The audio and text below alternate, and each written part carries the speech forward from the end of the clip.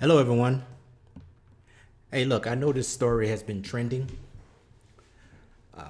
over the last few days. Yeah, it's about the story of it's about Emantic Fitzgerald Bradford Jr. being shot in the mall in Alabama by a cop. I call them, hairy finger cops or trigger finger cops or whatever case you want to call them. I'm with you, D.L. Hughley. I'm tired of you reporting stuff like this.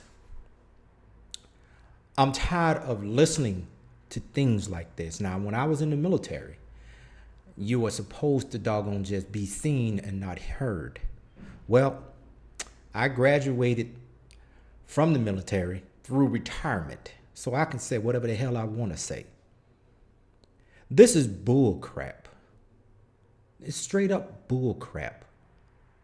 I'm sure cops have this type of training where the rules of engagements has to play a part in it. Now, I did 21 years in the military, so I totally understand the rules of engagement and also understand hostile intent. Hostile act, hostile intent.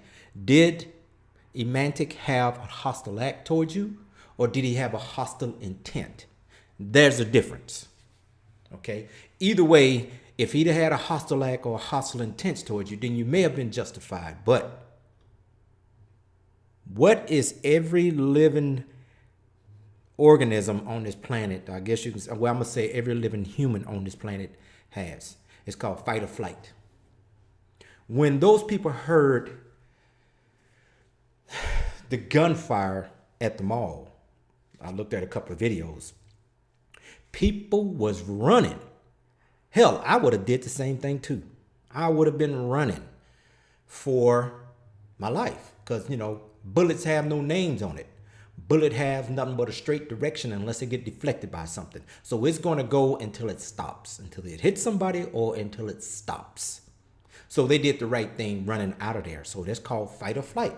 So you didn't have to fight, so you took off. That's what Emantic did. He was running with everybody else, getting out of there. So cops jumped in like John Blaze and saw a young man running with a weapon and shot and killed him. And what makes matters worse, they said they had the shooter at the mall, but they was totally wrong. One thing I always say, one of my favorite sayings, you drop the gun before you jump through the window. Well, this is clearly exactly what the police in Alabama did. I don't even know the name of the city they was in. I think it was called Hoover. Yeah, Hoover. That's exactly what they did. They reported that they got the guy, but then when they did their little preliminary investigation, found out it wasn't him. So another black man shot, and this was a young man shot. That is,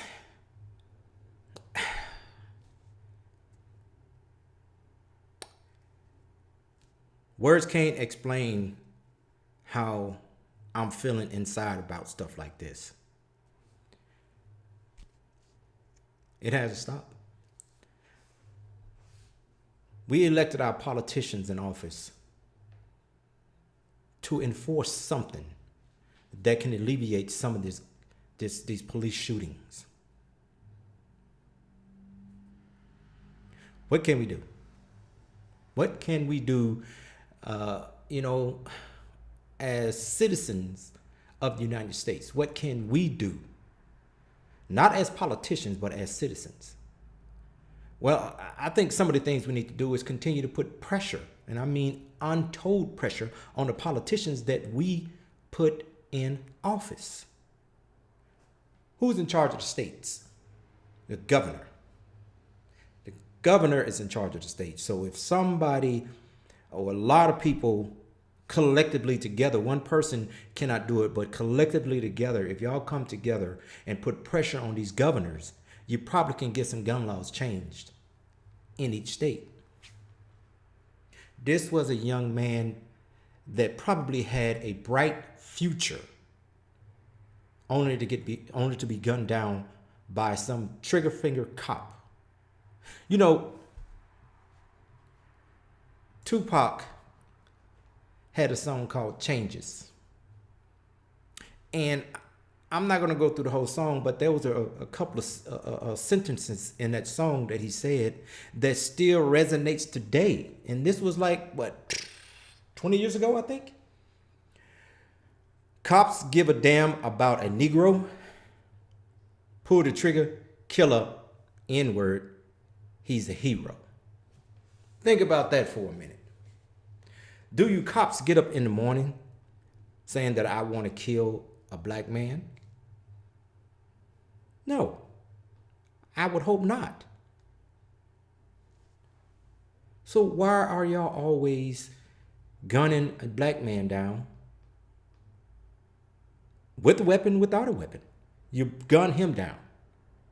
For what? But yet you got these mass murderers that guns a lot of people down and kills a lot of people. And yet they always almost always ends up in handcuffs in the back of your ride.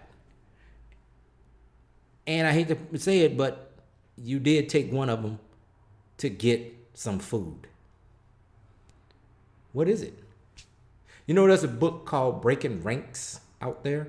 Right now, the author name escaped me, but he's a retired police officer. I understand that he still get death threats and all like that. Nobody really know where he's at. He's somewhere in the United States. But he said that in that book that white cops are scared of black people. They won't admit it, but they are. Why did you become a police officer if you're scared? Now it's okay, it's perfectly okay to be nervous and have the bubble guts and all like that. That makes you sharper.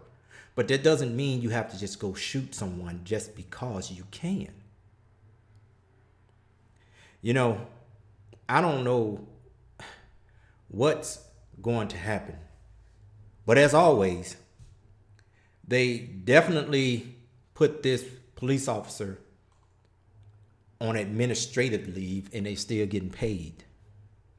You know, I don't know the number of police shootings this year, but it's been a lot. And the greater percentage of it has been black men. I don't know people, but I'm really feeling real bad down deep inside. How does my country feel about me? And most importantly, how do I feel about my country? This is why Colin Kaepernick took his knee. And it was blown totally out of proportion because you don't understand the significance of what and why he took a knee. Obviously you don't. Either you do and you're ignoring it, or you don't and you just don't care. You can't have it both ways. Now, there are a lot of honest, hardworking police officers in this country. We know this. Of course, you've been on the force a little bit longer. You're more apt to think first before you pull that trigger. But this young man probably had a bright future.